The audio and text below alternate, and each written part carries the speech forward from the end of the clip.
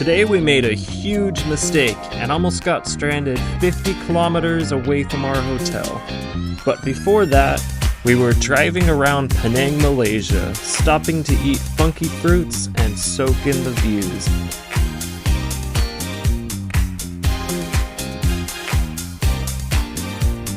Our adventure starts in Georgetown, the main city on the northeastern side of Penang. Next, we set out to explore the island of about 800,000 people. This island is only about 114 square miles. Come with us on this adventure.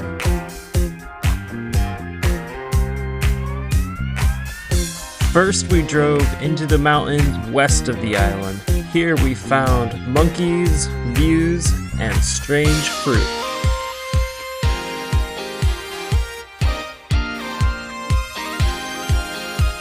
Here we got to try fresh durian from a roadside seller. His family has been operating in these mountains for 3 generations.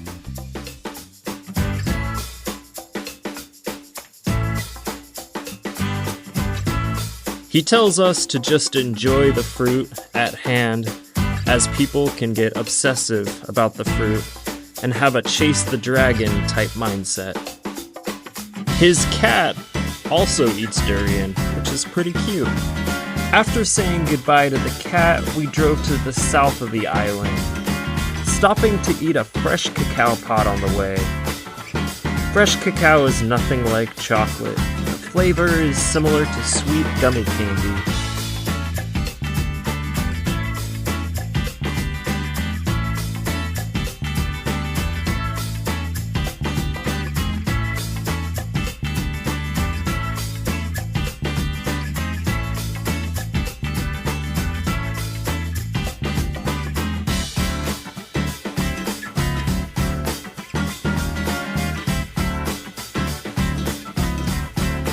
Once we reached the southwestern side of the island, we stopped to eat some really good chicken rice in the village and took in the views at the local beach.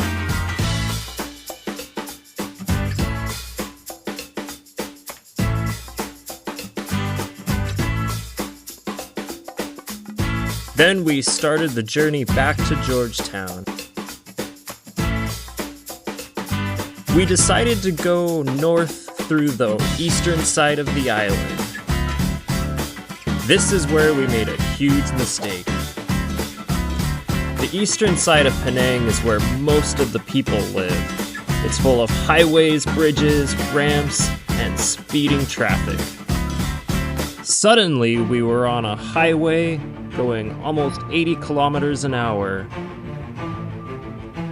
On the other side of Penang, we barely did 60 kilometers.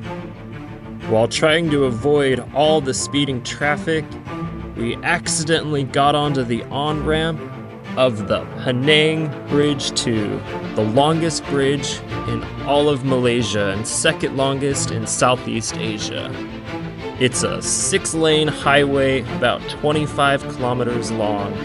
And once we got on, there was nothing we could do. We had to go all the way to the end and turn around to come back.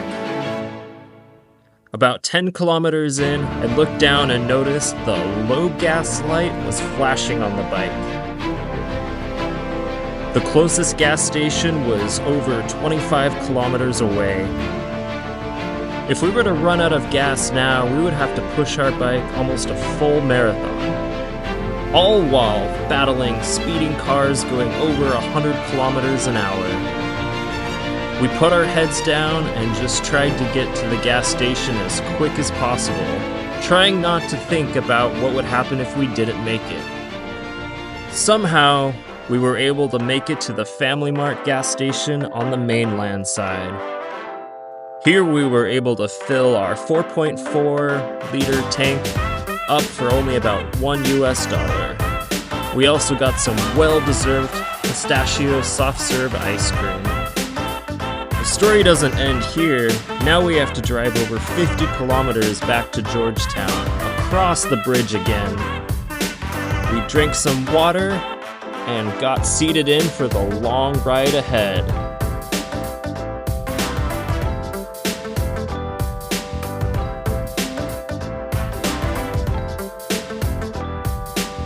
After driving faster than I even thought was possible on this 135cc just to keep up with traffic, we eventually made it back to Georgetown.